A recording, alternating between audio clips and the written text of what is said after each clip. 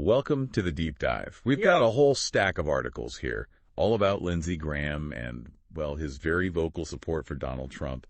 And it's got us thinking, especially with some of the, shall we say, interesting comments he's made about Republicans backing Kamala Harris. It's a wild time in this election season, that's for sure. So, expert speaker, you ready to dig into this with me? Absolutely. Let's dive right in. I mean, it's always fascinating to see how these political figures like Graham try to balance, staying loyal to the party while also staying true to their own beliefs, especially in such a crazy and divided election year like this one. One thing that really jumped out at me was Graham's appearance on Meet the Press. He was like, what the hell are you doing? Yeah. Talking about Republicans supporting Harris. It's almost like he can't wrap his head around anyone in his party supporting the Democratic ticket. He even called Harris, get this, the most radical nominee in the history of American politics. Yeah, and that's a perfect example of what we call in the biz political hyperbole. It's all about using these really strong words to grab your attention and paint a picture. In this case, he's trying to make Harris seem extreme, even if, some folks might disagree with that. It's a classic tactic to fire up his base and maybe even sway some undecided voters. This is not just about speaking his mind. It's like a calculated move to actually change how people see her. Exactly. It's all strategic, right? And it's important to remember that Graham has always been in Trump's corner, even when others were jumping ship. He really seems to believe that the real danger here is a Biden-Harris administration. It's not so much about Trump's sometimes colorful way of saying things. It really makes you think. Like, put yourself in the shoes of a Republican voter for a second. Does Graham's argument resonate? Is the idea of danger from the other side enough to look past some of the things Trump says? It's a tough question a lot of voters are facing, for sure. And it gets even more complicated when you bring in figures like Liz Cheney and her dad, former VP Dick Cheney, who've come out and actually endorsed Harris. Wow, yeah. That's huge. When you have these big names, these Republican heavy hitters like the Cheneys breaking rank to support the other side, that's got to send shockwaves through the GOP, don't you think? Oh, absolutely. They're clearly worried about where the Republican Party is headed under Trump. They see a second term for him as a real threat. So their endorsement of Harris is not just a personal choice. It's a huge statement. It's like they're waving a giant flag to other Republicans who might be having second thoughts about Trump. So on the one hand, you've got these high-profile Republicans saying, watch out.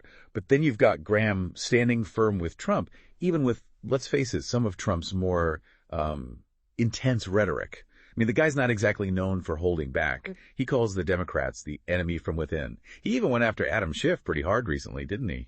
No doubt. And that's another tactic, right? When Trump uses that kind of language, especially calling his opponents enemies, he's not just trying to win an argument. He's trying to make his base even stronger and make his critics seem illegitimate. It's all about tapping into those existing divisions in society, feeding that us versus them mentality. It's like he's drawing a line in the sand and saying, you're either on my side or you're against me. But what's striking is how Graham seems to downplay any potential harm from Trump's words. And this is after he himself was urging Trump to focus more on policies and less on, attacking people. It seems contradictory, right? Totally. It's like Graham believes that whatever you might think of Trump's style, his ability to connect with a certain group of voters outweighs any negative impact his words might have. He's basically gambling that Trump's base is so loyal they'll stick with him no matter what, which, let's be honest, is a risky bet. Risky is one word for it. And speaking of risks, the articles also touch on Graham's worries about money, fundraising for the Republican Party, especially for these Senate races. Remember when he went on Fox News on Hannity and basically said the GOP was getting absolutely crushed in fundraising? Yeah, that was a pretty blunt statement. You don't hear someone like Graham admitting that kind of thing every day, especially not on a show like Hannity's. It makes you wonder what's going on behind the scenes if they're struggling that much. Right. It's definitely a head scratcher.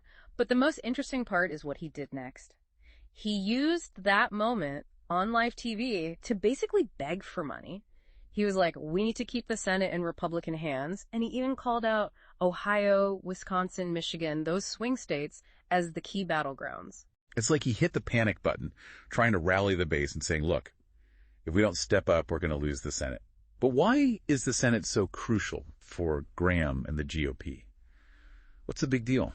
Well, it boils down to power, right? Whoever controls the Senate has a lot of say in shaping the courts, especially the Supreme Court. We're talking about appointing judges, and these judges, they have a lifetime appointment. It's a long game, And a Republican Senate basically paves the way for a more conservative court, potentially for decades. And that's huge. I mean, think about the impact the Supreme Court has had recently. Abortion rights, gun control, these decisions affect us all. And Graham's betting that a conservative court is more likely to side with the GOP on these hot-button issues. Exactly. And that brings us back to Graham's unwavering support for Trump.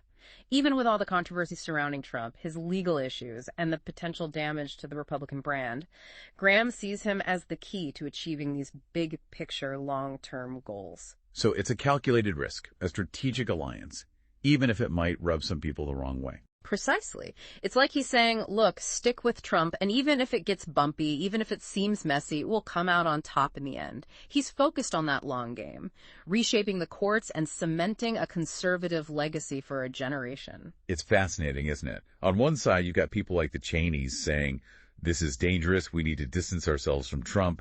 And on the other, you have Graham going all in, saying Trump is the key to everything. It's like there are two different Republican parties trying to exist at the same time, each with their own idea of what the future should look like. Right. It's a real identity crisis for the GOP. Are they the party of Trump, defined by loyalty to him and his style? Or are they about conservative ideals, even if it means walking away from Trump? It's a question a lot of Republicans are grappling with. But let's talk about those who already made a choice.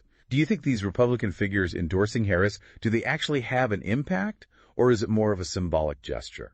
That's the million-dollar question. I mean, on the surface, you might think, well, they're just a few voices. It's not going to change anything.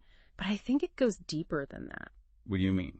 Think about who they are. These aren't random people. They're established Republicans, respected voices within the party. When they come out and publicly back Harris, it sends a powerful signal, not just to voters, but to other Republicans who might be on the fence about Trump. So it's about more than just votes. It's about influence, about giving permission to doubt. Absolutely. It's about credibility. When someone like Dick Cheney, a former vice president, endorses the opponent, it challenges the idea that the Republican Party belongs solely to Trump. It shows that there are cracks in his support, that his control isn't absolute. It's like a crack in the armor, like you said earlier. Exactly.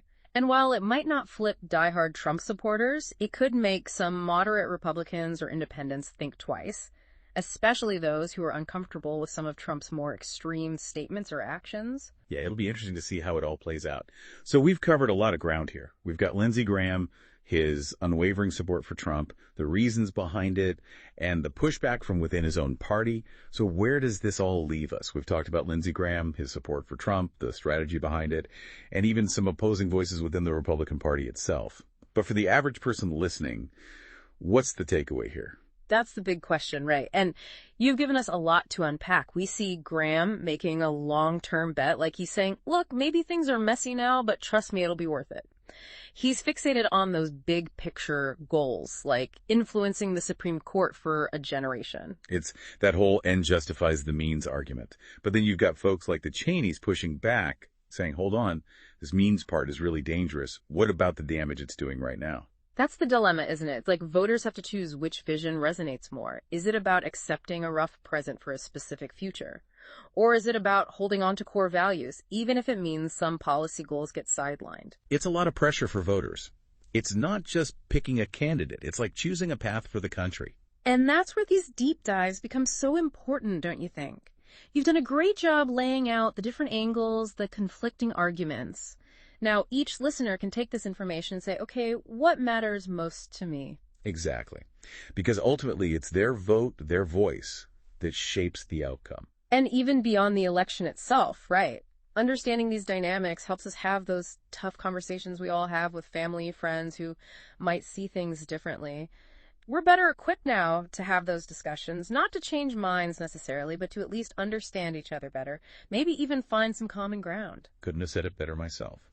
It's not about being on the right side. It's about being informed, being engaged. And sometimes that means being willing to question our own assumptions, to really listen to different viewpoints, even if they make us uncomfortable. And isn't that what makes politics so interesting, so unpredictable? It's always changing, always a struggle between different ideas, and in the end, it reflects who we are as a society. Well said. It's been quite a journey, this deep dive into Lindsey Graham, his allies, his critics, and to everyone listening, as you head to the polls, remember, your vote has power. Do your research, ask those tough questions, and cast your vote knowing you've explored the issues. That's what matters. And until next time, keep learning, keep questioning, keep diving deep.